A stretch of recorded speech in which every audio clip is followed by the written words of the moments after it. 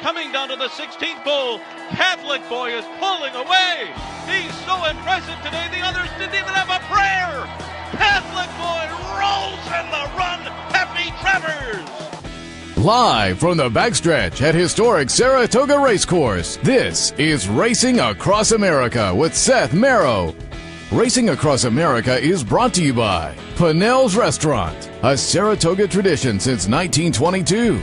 284 Jefferson Street, Saratoga, just minutes from the track.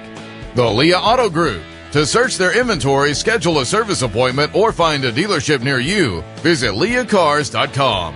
Leah Cars for life. And Woodbine Racetrack. Pick, bet, and cheer on world-class horse racing north of the border.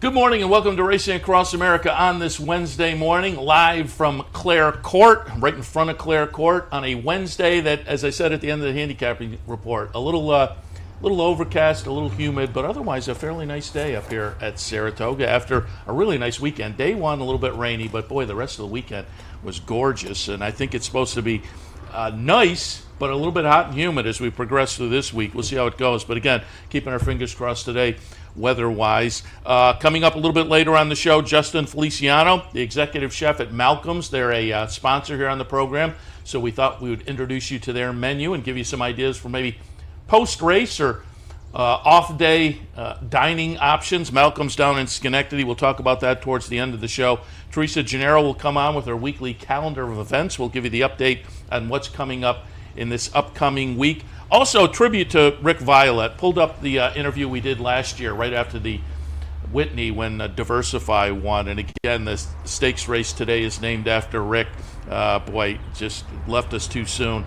Great guy. We had him sit here many times. And again, we'll replay that interview we did last year. But top of the show, they're back. Joe and Sean Clancy. Sean in this week from the Saratoga Special. Always fun to talk to the Clancys, not just about racing in general, but on these steeplechase days to get some ideas on the jump side of things. Sean, good morning. Good morning. Nice to be back. And I mentioned Rick Violette, and I know you in the Saratoga Special certainly had the opportunity to go back and interview him and talk with Rick, and I think you probably agree with me. An important guy in the backstretch, certainly will be missed. Yeah, he was, one thing about Rick, he was dedicated to our sport, and he worked hard for all of us. I mean, he was a trainer for one, but then also what he did with NIDA and all the issues for the horsemen.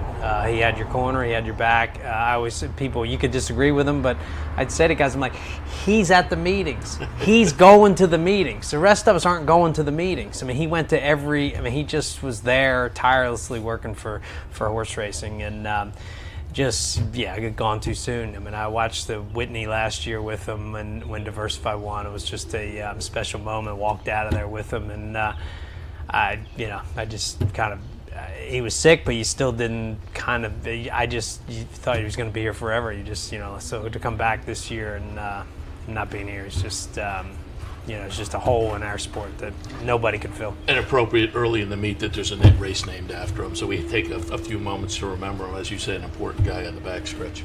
All right, I mentioned it already. You and your brother put together the Saratoga Special. I laughed during the handicappers report, and I said, for folks who are new to the game or aren't familiar, we all are, but it's like we have our own daily racing newspaper here on the racetrack. Exactly. It's great.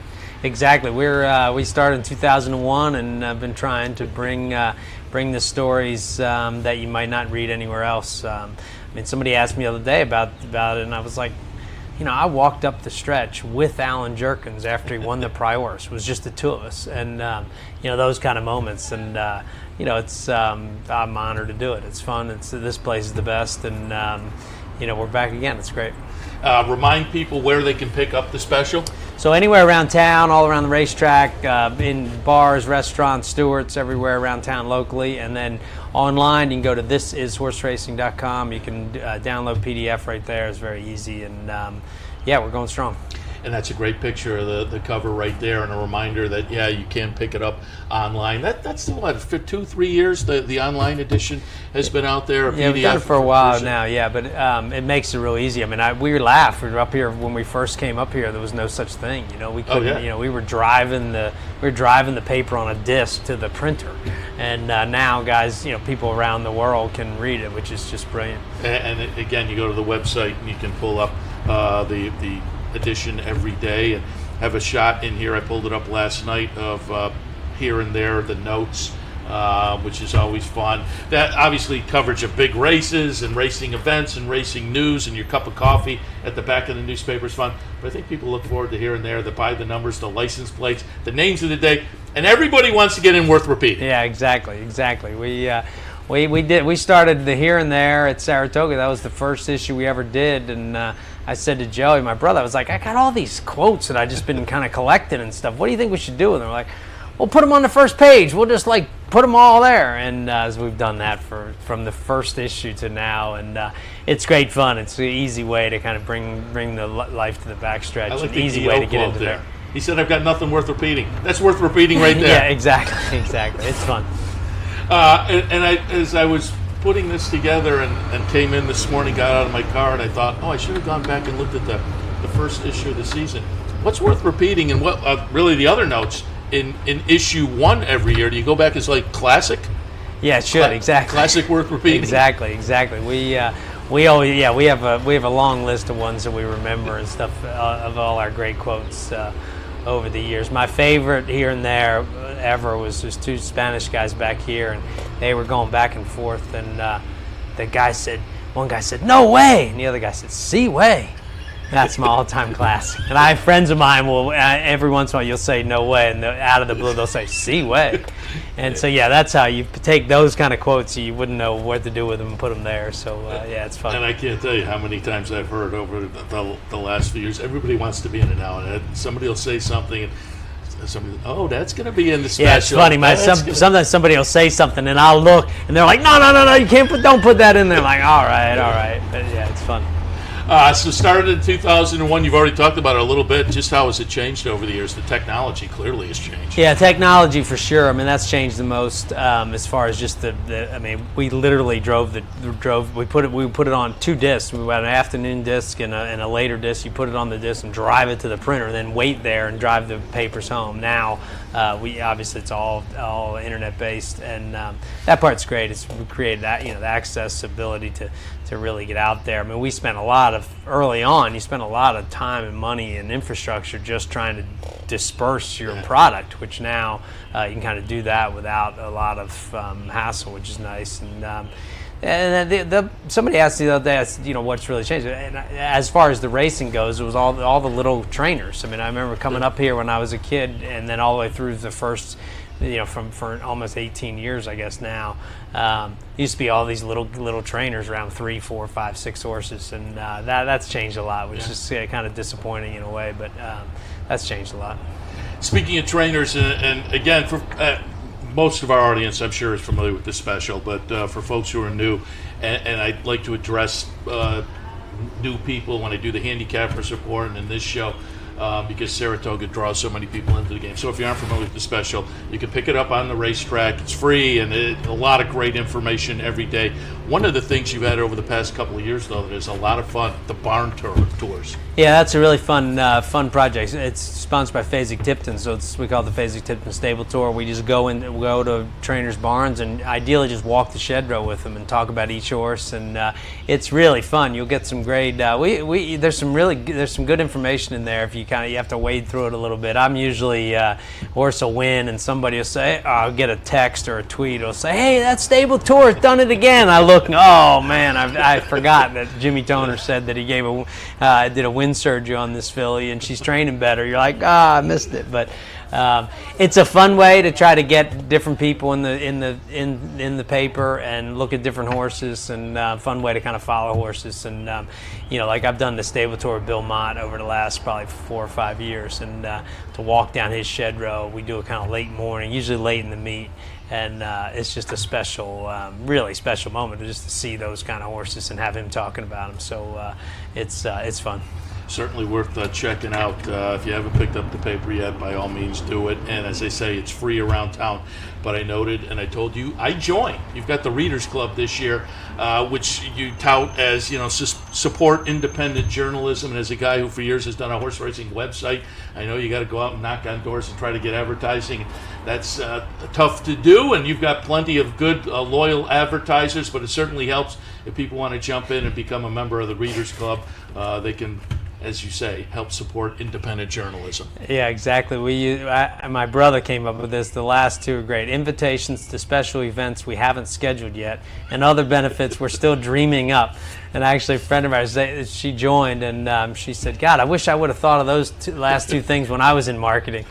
So, yeah, it's fun. It's an easy way to kind of support us and join, be part of the team. I look back at, I thought back at 2001 when we started, and you had these loyal readers that I remember the first year we were listing people who were kind of reading and subscribing, and one of the big publishers / editors in horse racing, he kind of scoffed at us. He's like, why are you listing your readers? I mean, there's so few of them. What are you doing with those, and what's going on? And I was like, man, I thought it was kind of a fun way to do it. It was very, and I have to say he's no longer in the game. So we've kind of done it with grassroots, and it's been really fun. I mean, I look back at our great supporters from the beginning, a lot of trainers and owners, and it's been a great ride, and really appreciate all the supporters over the years. Yeah, again, if you appreciate the coverage, and as I said, I jumped on board. You can join the Readers Club, go to the website to do that. Another great part of the newspaper, and I want to touch on a couple other things before we move on to the racing. The handicapping section, which over the years has been very lucrative for folks, and particularly if you follow John Shapazian, your man who has been the top handicapper here at least a couple of times in recent years. I noted off to a pretty good start so far again this year, but folks can check out. You have 3 or 4 handicappers, but Shapazian certainly, as they say, over the last few years, doing very, very well. Yeah, he's strong. He gives out a lot of winners. We always laugh. We're like, man, I didn't have any winners. Like, why don't we just doing, petting John's picks? Let's just take his. But no, he's great, good guy, and a good handicapper. I got to get him in though. He's really reluctant. He's like, I'm not a TV guy. Right. Well, you just give out a couple of picks because he's so hot. I'd love to have him in some morning and just pick his brain a little bit.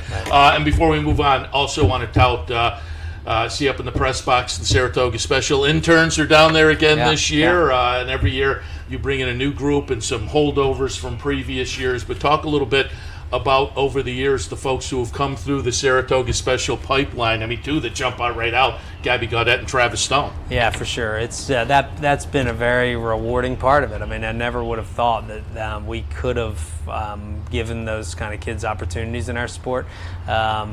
And it's just been almost 20 years now that I look back. I mean, Travis Stone still just cracks me up. He sent me an email, said he's a college kid from Schroon Lake, and found the paper in the ground of the picnic area at the end of the day. And he said, all I want to do is I want to be a racetrack announcer, and I don't know anybody in the sport. How do I get into the sport? And I said, well, you got to come work for the Special the next summer. So he did, and obviously, he's sky's the limit for him. And Gabby Gaudette, Pete Fornatel, Brian Nadeau, John Panagot, Jim Mulvihill, Quint Kesenick was one of the first. They're just one after another, and I hate to start listing them because it's hard to list them all, but it's been a very rewarding part of it that we can give people who, like John Panagot was a kid and he's in college and loved horse racing and didn't know how to get involved. And, that's what we need to do in this sport. We need to get those guys. You have to have some kind of net to catch people who actually want to be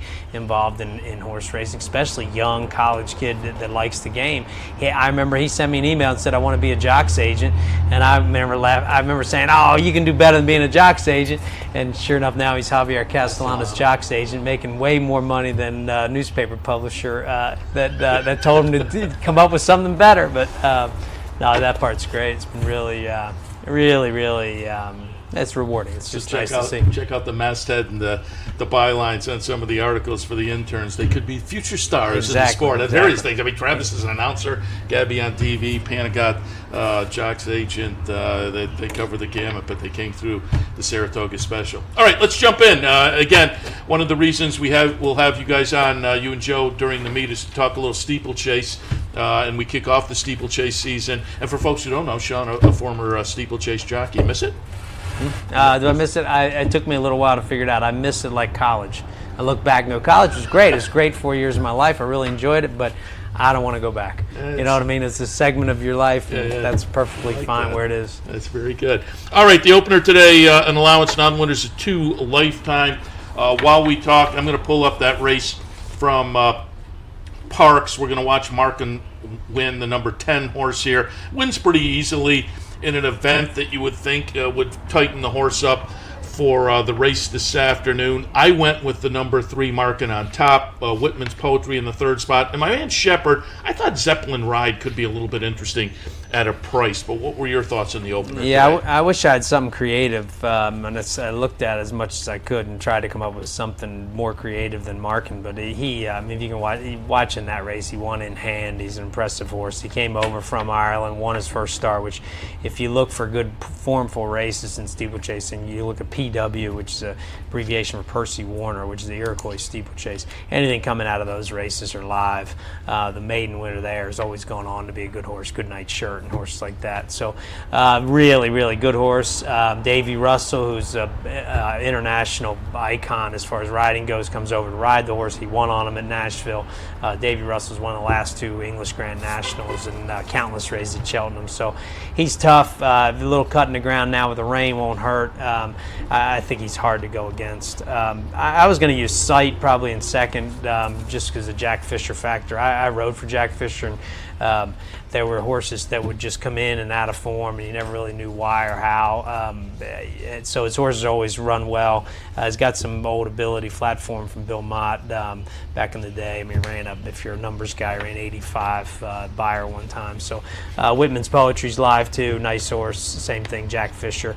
And if you're going for a long shot, Zeppelin Ride's not a bad pick just because Shepard, he's had a little bit of bad luck lately, but he isn't a bad horse. That's a bomb in there, but it's a tricky race to bet. Renown comes out at Scratch Renown, which that hurts too. I mean, he would have been live in there, and you could have probably used him in there, but he's scratched. So yeah, pretty formful, probably Malcom on top. I pulled up the standings. You mentioned Jack Fisher. I pulled up the steeplechase standings so far this year, and Jack Fisher on top with races won and money won by Shepard, sitting second in both categories, though. But Fisher well ahead. Yeah, Jack's just dominated this year. I think he's won 24 races already this year, which would win you a title for. Sometimes that'll win you the yearly title. So his horses are alive. He's got a great barn full of good horses. Well ahead on the money tally too, 800,000 versus Shepard just under a couple 100,000. And let's just talk a little steeplechase season overall. I pulled up last year's New York Turf Riders. So we're going to watch Optimus Prime win. He was a finalist for the Eclipse Award last year. Looks like he's lining up for our first stake of the season. And you would have to think, I was kind of looking, and given that he was a finalist for the Eclipse Award last year, there are a couple of horses who have maybe more wins so far this year, but I think that, again, that he was an Eclipse Award finalist last year. I would think, given what he's done so far in a couple of starts this year, Optimus Prime maybe comes into that stakes race in a week or so as top of the class, or certainly on the verge of moving to the top of the class. Yeah, he's certainly on the top of the Saratoga class. There's a few horses that are skipping the summer, and more of a hunt meet type horse, going 2 5/8. Those kind of races are a little bit longer. But he's the best horse you'll see in Saratoga over jumps this year. He's lined up for the AP Smithwick next week. 15 horses nominated to the AP Smithwick, which is cool. It's first grade 1 next Thursday. But yeah, he's a standout. He ran in the other division of that Parks Flat race, and if you thought Malcom was impressive, Optimus Prime was even more impressive. He won more on the bridle, easier, real racetrack horse, loves it here, and yeah, he's nailed on next week. We'll look for him in the Smithwick. Talk a little bit about that with you guys, you or Joe, next week. Again, Sean and or Joe Clancy visiting us on a weekly basis, but you can catch him on a daily basis reading the Saratoga special. Pick it up over on the front side or check it out online as well. Sean, appreciate the visit. Good to be here. All right, we'll take a break. When we come back, we'll a little tribute to Rick Violette. Again, on a day a race is named after him in his memory. Stay tuned. Racing Across America will continue.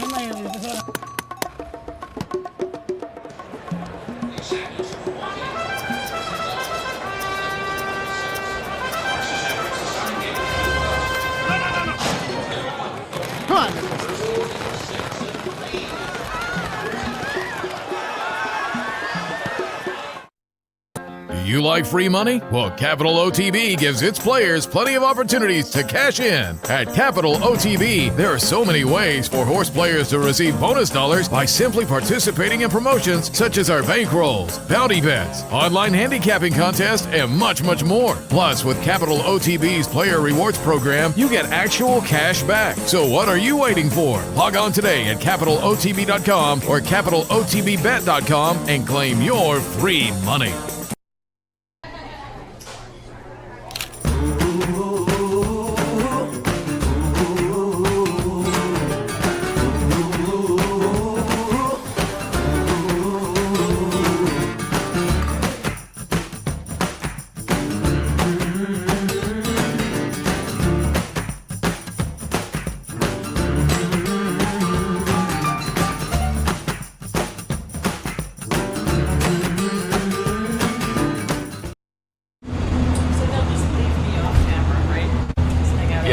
Welcome back to Racing Across America. Go, go, go, I heard in my ear as I was looking off stage. Welcome back to Racing Across America. As promised before the break, we are going to go back to last year. The day after, almost exactly a year ago, the day after the Whitney, Steve Byk and I and Loose on the Lead invited Rick Violette in to talk about the win from Diversify. I thought it'd be appropriate. The second race today is named after Rick. And again, talking with Sean, and earlier on the handicapper support, certainly miss Rick Violette. Great guy, had him here at the desk many times. Great trainer, certainly an advocate for the horses and the horsemen, and will be sorely missed. So again, on a day that we're taking time to remember Rick Violette, thought we'd tee up this piece for last year. Big win. And don't forget, it was an unusual situation where rain and weather came into the area. The horses were in the paddock already saddled up. They delayed the start for a long time. It was a very unusual situation. In those kind of situations, you don't know mentally how the horses will handle it. Well, Diversify handled it very well. So up next, Rick Violette after last year's big win in the Grade 1 Whitney. Ralph Evans, what a great addition to the trophy case, not just for him, but for you, Rick. Yeah. Congratulations. Thank you so much. It was a pretty cool day. There was some, obviously, there was some tumult and the delay. Different horses have to deal with that. They never unsaddled. They didn't. Unfortunately. Talk a little bit about the atmosphere coming in. We'll talk about the backstory and even the decision to run in a minute, but talk about what was kind of a surreal setting. It was actually from beginning to end. I mean, from getting saddled up to the delay, the black sky, the thunder, the lightning, all the way to the rainbow after the winter ceremony. So it was very surreal.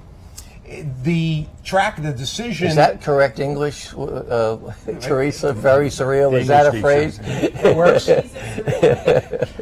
The decision, obviously, by Glenn Kozak to seal the track. I mean, they knew that the storm was coming, and when the sealing of the track occurred, to a lot of degree, benefited you. No, no doubt. Because the biggest thing I was concerned.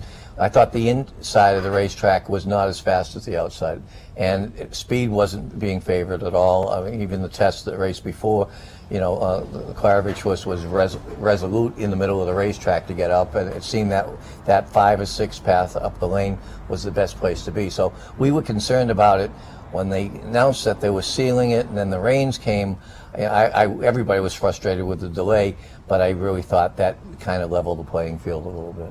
What do you do with the delay? I'm just curious, the nuts and bolts, because this is an unusual situation, and we always talk about these horses as being creatures of habit. So how do you handle that and monitor them in a situation like that? You know, everybody is a little bit different. If they're standing still in the stall and just kind of like propped up on one hind leg and chilled out, that's the best case scenario. We went from there to he started kicking the walls, so you try to move them. It's a little claustrophobic in there with horses going almost hip to hip, passing each other in there, and the people trying to get out of the rain. Diversify can get pretty violent kicking. I mean, he's like a piston. It could be lethal. And there was one gentleman that almost got hurt. So we tried to avoid getting people hurt, getting him hurt, because he was nailing the stall. He was making a lot of noise a lot of times. So we'd go outside and walk around the tree, and you're worried about, we had the tack on for an hour. And so that was frustrating. And then they go through kind of some chemical, biological transformation. You get the tack on, they get the adrenaline going, the endorphins get flowing, get a little wet, and then the longer you go, that kind of gets turned off. And some horses don't rehabilitate. All of a sudden, they don't flip the switch back on 20 minutes later and start this all over, and you don't know what's going to happen until it happens. And fortunately, the switch went back on, and we handled it pretty well.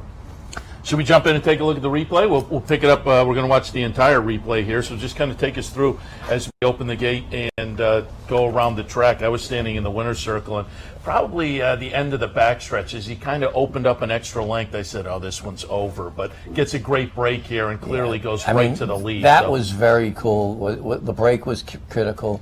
We knew we were going to get some pressure from Dalmore, and we thought we'd try to, not get into a head-and-head situation for sure. That wouldn't have helped anybody.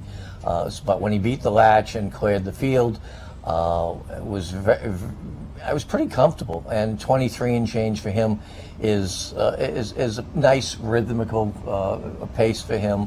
What's happened is, certainly the last two races, the Suburban and yesterday's Whitney, I think he's gotten braver and more comfortable, and certainly made us more comfortable that a half and 46, even going a mile and a quarter, is not that big of a deal for him. And that high cruising speed, it stretches everybody's run. When the 46 came up, and in this section, when he actually, without being asked, when he extends this lead to about a half a dozen lengths, I thought the race was over then, because everybody else is hamstrung now. Look at him asking. And that was a bit of the same way in the Suburban. Actually, the half and 46 bothered me, but the 9 and change didn't, because everybody was off the bridle. Now they were trying to stay in the race, and that diminishes their late kick. They're using fuel that they'd rather be sitting chilly on and trying to explode up the lane. I thought, Ira was very aggressive around the turn to give him as much space. And then here, the first couple of times he hits him, he actually adds another length or two to it. And I thought it was over here. Mining Biscuits was coming, but he started to grind here. He wasn't really coming, he was grinding, and I thought we were fairly safe at this point. He's kind of upright, too. It's not as if he leveled off and finished. He just his action stayed very clean and pretty efficient. So he's a very, very good horse. And as clearly, as you indicated with your decision even to run, I noted that for the first time in his career, he was running a fourth time without a layoff line. Yeah. And that 59 and change work that Mike Welsh lauded, basically saying no ill effects from the Suburban, you sort of connected the dots and said, they're doing the right thing here. Yeah, well, I would certainly, he kept convincing me we were doing the right thing. I mean, trained well, shipped up here well, ate well, was moving great. The breeze was actually a throttle down breeze. He'd gone off at almost 24, and the exercise rider chirped him a little bit and went in 46 and 3, and we had him on the walkie-talkie, and I kind of said, whoa, whoa, whoa, and so he was kind of eased up going 59, so came out of that great. His blood was terrific, and he kind of said, come on, chicken, enter me, Explain to everybody, Rick, because there isn't a horseman alive that hasn't been fooled into running in a spot because the appearance is that the horse is doing good and has come out of a race. Can you identify the nuance that says, I don't think that, what would he have had to have shown you to not run? I mean, they can fool you. Sometimes that fast breeze is them maybe a little over the top and on edge and a little fidgety, and they go fast, but it's not a genuine fast. It's more of an erratic, and that's the decision. You're trying to filter through that. He had done everything else so well. His gallop, a couple of days after his breeze was awesome. His appetite stayed the same. There was no variations. We weren't trying to fit a square peg in a round hole here. The fit was just right, and he kept convincing me that it was the right thing to do. I mean, I really didn't talk jockeys until entry day. I mean, I didn't want to mess up anybody and let them think we were going and not do it. And actually people were gracious enough. Chad was kind enough to let Irad off of Backyard Heaven and to get Castellano and Ron Palucci as a lot of times he can stir up things. He was nice enough to let Castellano get off of his horse to go to Chad, and so sometimes there is some very beneath the surface sportsmanship, and everybody kind of was happy with where they were after the draw. Give us another glance into his maturity, because we think of fully mature horses at age 5. He's a gelding. He was gelded in 2016. Right. But he is now a mature horse. How has he changed in your view with the full flower of being a 5-year-old? He's always been, up until this year, a bit of a baby. I mean, in that he would notice everything, he would react to things. I mean, not stupidly, but he'd see a bird flying and it catches, or a horse on the racetrack, or just he was very inquisitive, but a little bit of an immature brain at times. And this year he stepped up, like I said. As he's gained confidence and certainly using his early speed, he's given us our confidence to let him do it. And I think the last couple of races we stopped getting in his way. I want to go back to the Charlestown race, because that's a fluky kind of mental thing that you've talked about, and we talk about them being creatures of habit, and it's such an aberration on the page. And you would think, given that bull ring and the 3 turns, the speed would play out. But you said, as a creature of habit, a 3-turn race, he got past the 2 turns and thought his job was done. I really think, nobody believed me, but, he went his 2 turns. And I think just the wind came out of his sail a little bit. I think it spooked Irad a little bit coming off the layoff. He got, have a little injury at Churchill. So I think being a little protective, he wasn't going to force the issue. But when he realized that he really was just pulling up and he needed a kick in the butt and not a pat in the neck. So we certainly learned from that. And, creature of habit, whatever, he counted to 2 and said enough's enough. $60,000 question. What's next? Again, I opened my mouth too soon last time. I really doubt we would do the Woodward. I think we would look at the Gold Cup. Gives us 8 weeks. He's come off 3, very, very good performances. And I think this is one of the times where you have to maybe even discount. If he's looking great, kicking the walls, you're supposed to discount it. Discretion, better part of valor here, and wait for the Gold Cup. Although I would love to win the Woodward, we're not going to, because it's one of those legacy races. He's won the Suburban, now the Gold Cup, the Whitney. Adding the Woodward to that shelf it'd be pretty cool. Well, he puts himself in unique company with these 3 wins, and at the same time, for you and for Ralph Evans. I mean, talk about the satisfaction of delivering a horse like this, a horse that is going to be around. I mean, this is clearly a horse that's only hitting his best stride now, and really, at a fulfilled portion of his career. So to have this for you and Ralph Evans, there's got to be tremendous satisfaction. You guys have been together 20 years? 25 years, 25 I believe. years. Yeah. He's a very, very special person. The family is special. There's never any second guessing. There's always turn the page. It's thrilling. You know, when we had Upstart, he did grab me by the elbow one day. He said, you know, you're kind of spoiling me here. I'm liking these big dances. And we were fortunate enough to kind of tumble into Diversify and keep the dance card going. You started March Magic? Yep. Yeah, that was our second. We had a horse called Free of Love. Free of Love? Yeah. Oh, my God. In Westchester. Got beat a lip in the Jim Dandy here. The only year it was a grade 1. Scorpion beat us. The last bob at the wire, that was a killer. There's an obscure exact from exactly. Saratoga history. Neither one of them was worth a damn after that either, I don't think. But, like I said, they've been great clients. March Magic was a very, very nice filly. She made about $700,000. Molly Pitcher, exactly. Yeah. I want to toss in also because it was a New York bred executive. You're a longtime New York guy. What's the feeling of kind of elevating the New York bred program? Because again, it's so important to New York racing in general. A lot of the cards are filled with the New York breds. So to have the New York breds kind of step out and run 1-2 and Diversify, doing as well as he's done now, an open grade 1 company, that's got to feel good. You know, there's no ceiling any longer. There's no glass ceiling or any ceiling.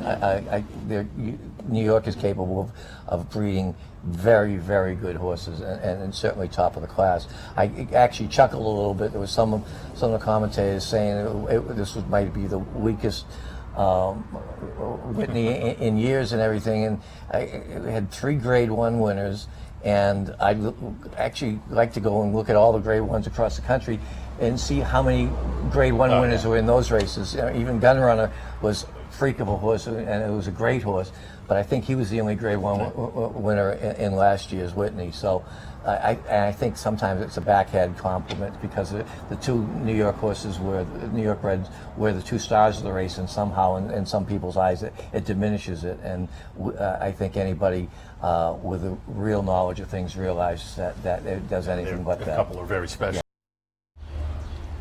Again, fun to take a few minutes to remember Rick Violette on one of his biggest victories, obviously, the grade 1 Whitney with the New York bred Diversify, that from about a year ago, loose on the lead. And today's second race, stakes race, is the Rick Violette, taking a little time to remember the late great trainer Rick Violette. All right, we'll head to a break. When we come back, weekly calendar of events. Teresa Genaro is in the house, and we'll go over what you can look forward to over the next few days here in Saratoga. Stay tuned.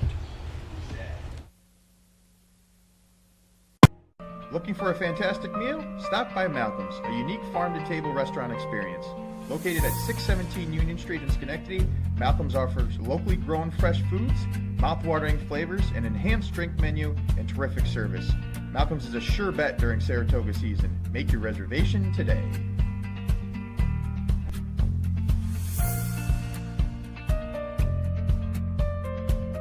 In a recent study of some of the top online wagering sites, Capital OTB won big in total player rewards, far surpassing some of the best-known wagering sites in America. While other rewards programs simply offer you points redeemable for gift cards, Capital OTB's rebates are paid to you in actual cash. Plus, Capital OTB gives you full and immediate access to your money. So if all you're getting now are points and gift cards, join Capital OTB Player Rewards today and get cash back. Visit CapitalOTBBet.com and sign up today.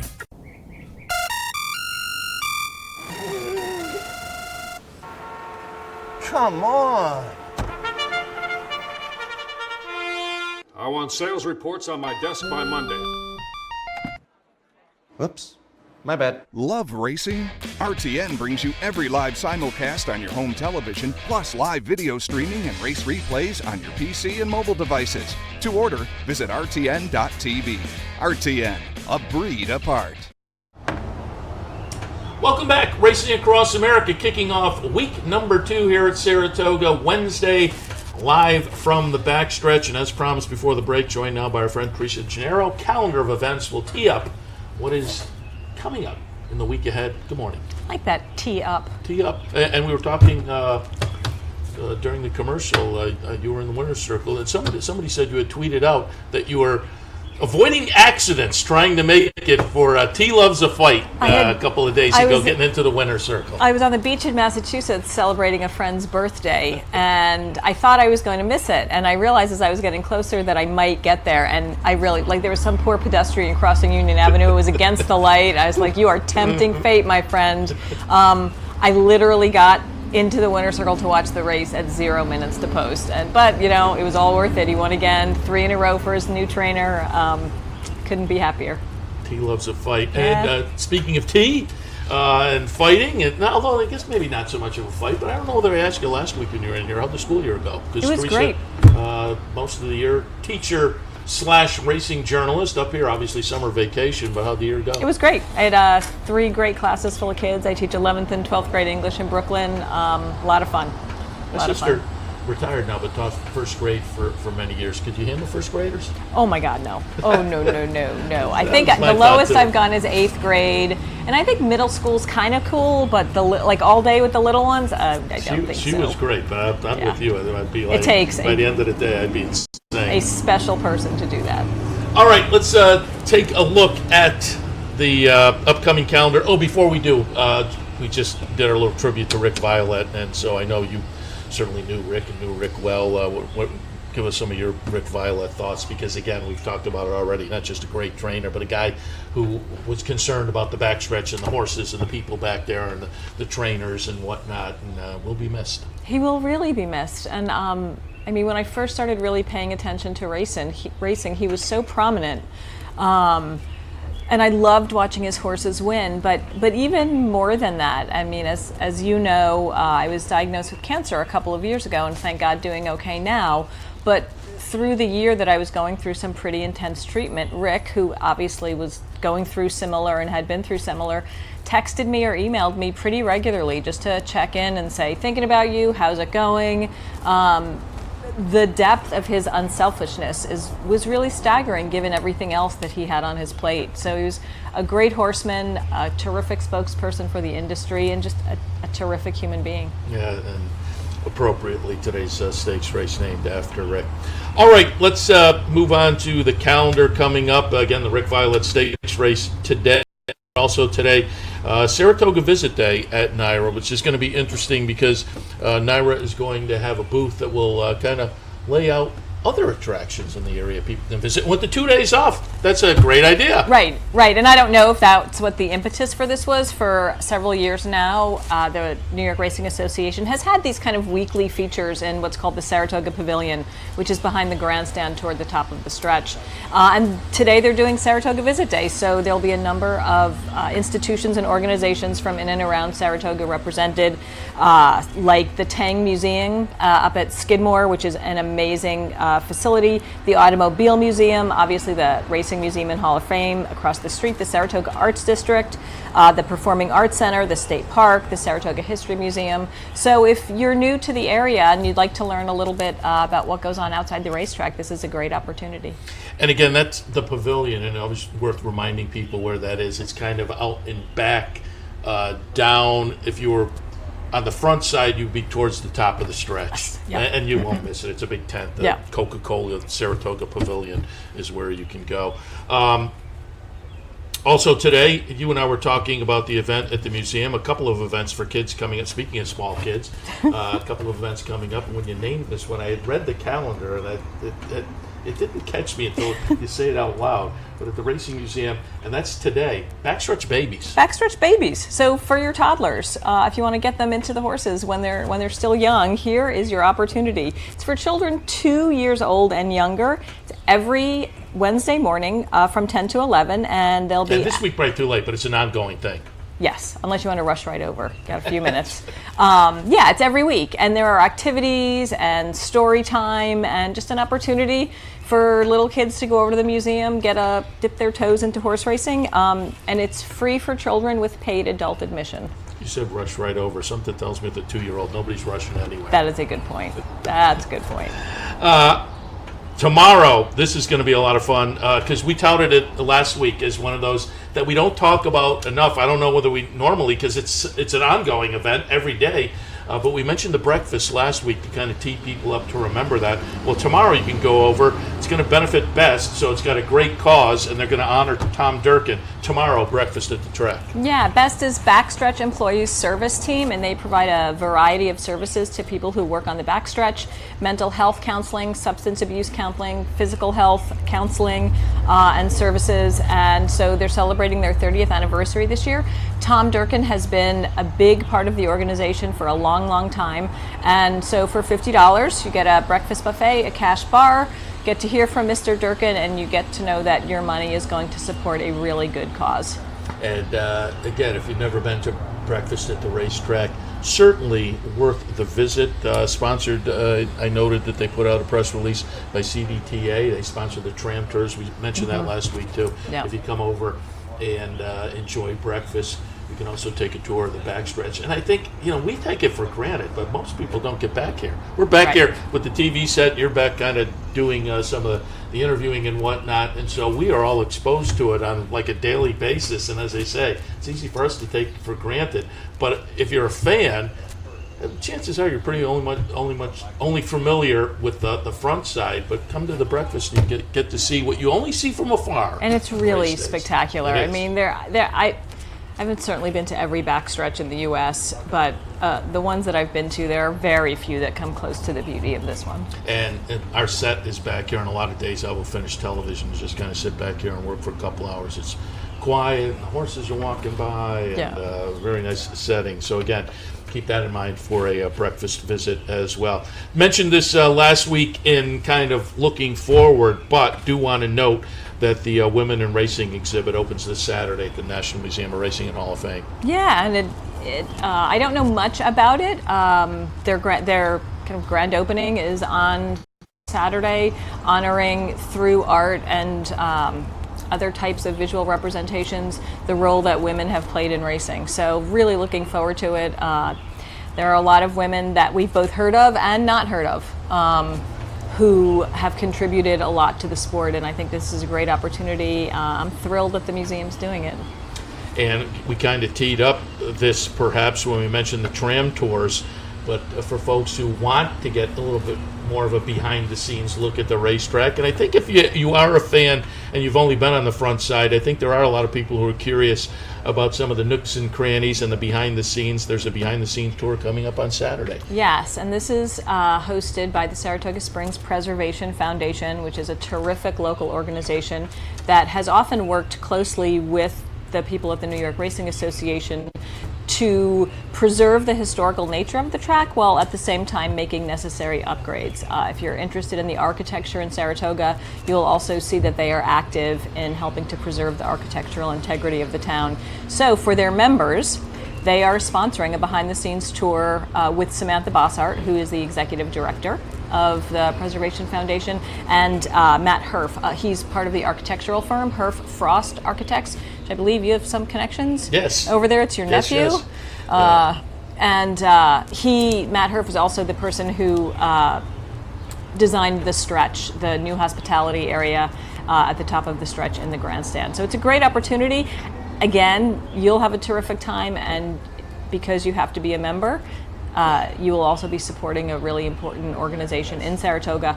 It's $25, and call and make reservations. I want to go back to the museum for a moment too, Saturday, because they have Saturday morning socials. Our man Tom Mello is going to be over there doing some handicapping on Saturday morning, so that's worth keeping in mind as well. Yeah, absolutely. Every Saturday morning. The museum is really doing a lot this year. Every week they have a variety of events, and you can pop over there every Saturday. Also want to remind people, was it last year they did the upgrade to the playground? And so for folks who come into the track with kids, again, that's kind of out by that pavilion tent as well, out in the backyard. And as you can see here, nice fun little playground. So if you have the kids, take them back there. There are betting booths and TVs nearby, so you can get over and make your wager and kind of keep your eyes on the races as well as keeping your eyes on the kids. But this ties into Sundays, Family Fun Sundays. Up here at the track as well. Yep, that's sponsored by Berkshire Bank, and lots of activities planned for kids. It is also a smoke and alcohol-free zone. So yes, you can bet, but you cannot engage in some other adult activities while you're there. But there's attractions and games, and And finally, want to mention, because we talked about this a little bit last week too, but with it right around the corner, want to remind people, old friends at Cabin Creek, Zippy Chippy Day comes up. Yeah. I mean, you have, I think, your own stories about Zippy Chippy. You went to see his last race. I think that's right. Northampton, where he went off. I don't know whether he eventually went off, but for the longest time in the betting, he was the favorite. Yeah. I think everyone wanted a souvenir ticket. I took home about 5 of them. Yeah. I mean, he lost, I think it's 100 races. 100, yeah. The lovable loser. He's had books written about him, but he's made his home now at Old Friends at Cabin Creek for pretty close to 10 years, I think. And this year, hard to believe, it's the 10th anniversary of the Bobby Frankel division of Old Friends, the Sanctuary Farm. Lots of old favorites up there, including commentator who twice won the Whitney, and he also won the Mass Cap. So it's a great place. They do tours every Tuesday. There's a food truck from the Adelphi selling food. It's just, again, a wonderful organization to support here in Zippy Chippy Saratoga. Day is this Tuesday. This Tuesday. Yeah, so you can check it out online as well. Teresa, as always, appreciate the visit. We will look forward to next week's calendar and hopefully jump in and take advantage of some of the events this week. But again, always appreciate the time. A pleasure. All right, we'll take a break. When we come back, as I say, one of our sponsors, Malcom's down in Schenectady. If you want an idea post-race or off-day dining, Malcom's is something to keep in mind. We'll talk with their executive chef, Justin Feliciano, right after this. Stay tuned. Where's the best place to find your favorite teams, your favorite food, daily drink specials, and wagering on live horse racing? Legends Field Sports Bar, 711 Central Avenue, Albany. Get your game on day or night with 75 flat-screen TVs, tournament-style pool tables, a private banquet room, and live horse racing. So if someone asks you, where's the best sports bar in the Capital Region? Tell them Legends Field Sports Bar, inside the Clubhouse Racebook, 711 Central Avenue, Albany. Birdstone is an outside threat. They're coming down to the finish. Can Smarty Jones hold on? Here comes Birdstone. Birdstone surges past. Birdstone wins the Belmont Stakes. In front, but here comes High Chaparral. High Chaparral, the defending champ, to take it to Bob. These two arch rivals head to head with Joe Hart bearing down on them. It's going to be a 3-horse photo finish in the turn. Here's the wire. Photo finish. What if there was a way to become a better horse player, to have a better knowledge of the game, to be more successful? What if there were a way to take what you've learned, what you know, and make better decisions, better choices? In horse racing, knowledge is a powerful tool. Race results and replays, past performances and live streaming, wagering from all your digital devices. Capital OTB. Become a better horse player.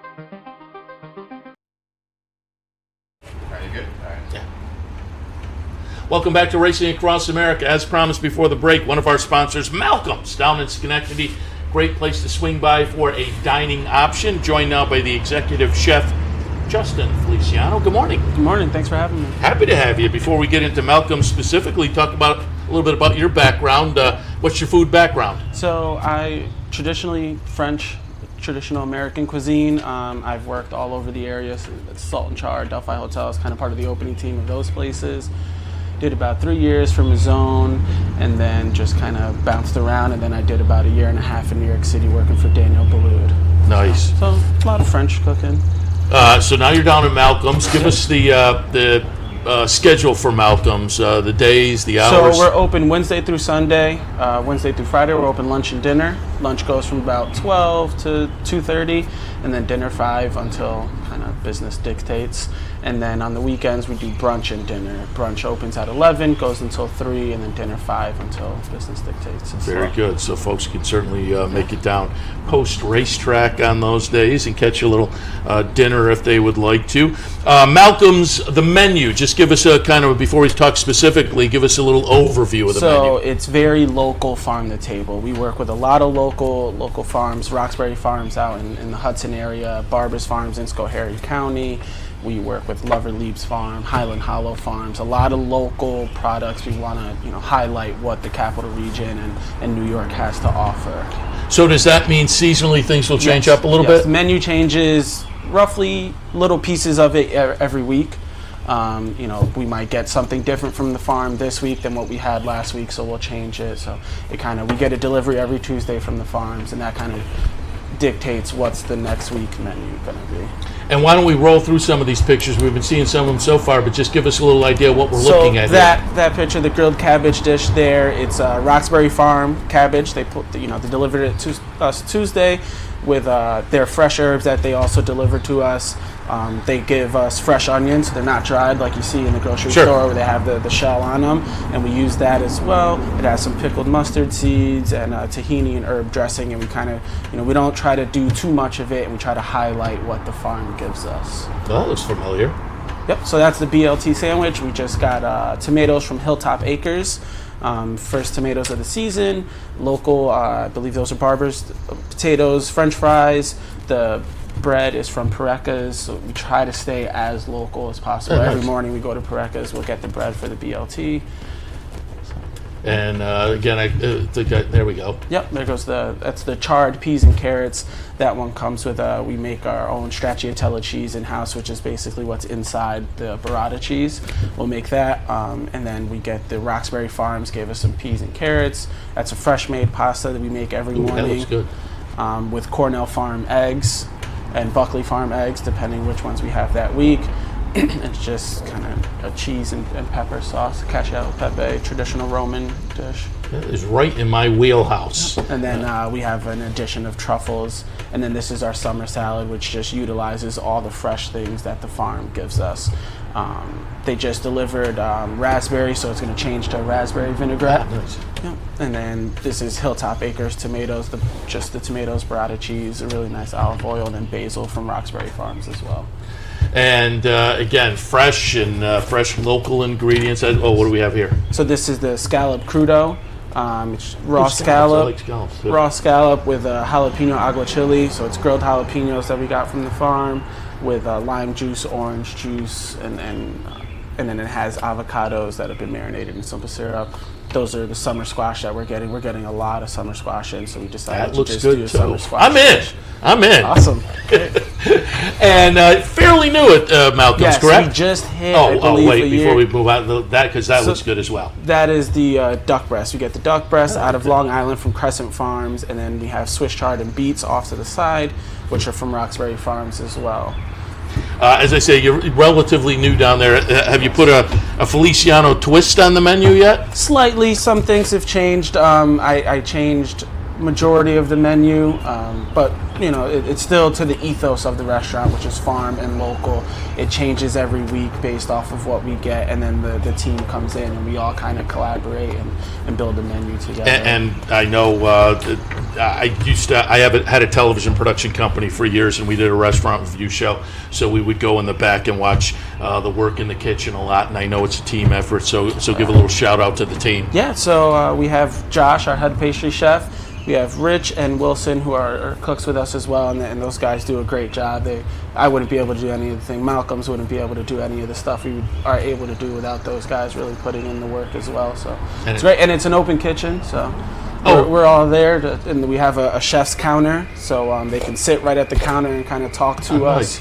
And we get to interact with the guests. We'll take food out to the tables to kind of just explain and have conversation and just make them feel more a part of, And of course, last year, sitting right here, we had Nate, the main man, sitting in. Yep, Nate, the owner, he's great. He allows us to really showcase the farm's product and do what we believe in and put out product that the area should be proud of. Again, Malcom's in Schenectady. The address? 617 Union Street. 617 Union, Wednesday through Sunday. And you saw some of the dishes there. There's a website. People can pull up the menu there as well. You make reservations on the website as well. It's a super easy process. Very good. Justin, we appreciate the visit. Certainly, as I say, that's right in my wheelhouse. I will have to make a trip down. The pasta looked good. Pasta, I'll start with a little squash, move on to the pasta. Yeah. And, pasta gets how about desserts? Made fresh. Desserts are great. Josh makes them every week. He makes fresh desserts. We just did a chocolate and raspberry tart that's gluten-free. Again, right in my wheelhouse. Yep. Wine list? Yes. Yep. Nate handles the wine list. He does all the cocktails, everything like that. Handcrafted cocktails. We make our own simple syrups, our own juices, everything. Sounds good.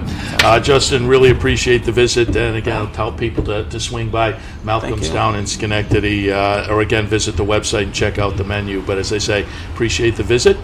Good luck during the season. Thank you. Look forward to seeing you. Justin Feliciano from Malcom's. Again, we appreciate their sponsorship and tout swinging on down to enjoy dinner down at Malcom's, or brunch, lunch some days as well, down in Schenectady. All right, thanks to Justin, thanks to Teresa Genaro, thanks also to Sean Clancy, and again, it was nice to pull up the replay from last year. Rick Violette, again, going to be appropriate to remember him in the second race today with the stakes race named after him. All of that on today's Racing Across America. Hope you enjoyed it. Hope you enjoy racing and wagering this afternoon here at the racetrack or at Capital OTB. We went over some of the events earlier. Let me just hit a couple of the ones that are right around the corner. First prize wheel day at the Clubhouse Racebook today, 711 Central Avenue in Albany. Tomorrow, the Alive for 5 online contest. Check that out under the promotion section at the website. This is a lot of fun. It's brand new, $10 entry fee. You have 5 horses in the first leg, 4 in the second, 3 in the third, 2 in the fourth, and 1 in the last leg. And whoever is alive the longest, that single person or that group, split the prize pool. So it should be a lot of fun. That's tomorrow. We kick off Alive for 5. Check out the website for more information. All right, going to wrap up this Wednesday edition of Racing Across America. Seth Merrow live from Saratoga. Enjoy the races this afternoon. We'll see you back here tomorrow morning. You've been watching Racing Across America with Seth Merrow. Racing Across America has been brought to you by CapitalOTBBet.com, the premier online wagering site in New York State. CapitalOTBBet.com. Sign up today. Pinnell's Restaurant, a Saratoga tradition since 1922. 284 Jefferson Street, Saratoga, just minutes from the track. The Leah Auto Group. To search their inventory, schedule a service appointment, or find a dealership near you, visit leahcars.com. Leah Cars for life. Woodbine Racetrack. Pick, bet, and cheer on world-class horse racing north of the border. And the new Capital OTB mobile app. Wager anytime, anywhere. Download it free from the iTunes Store or Google Play.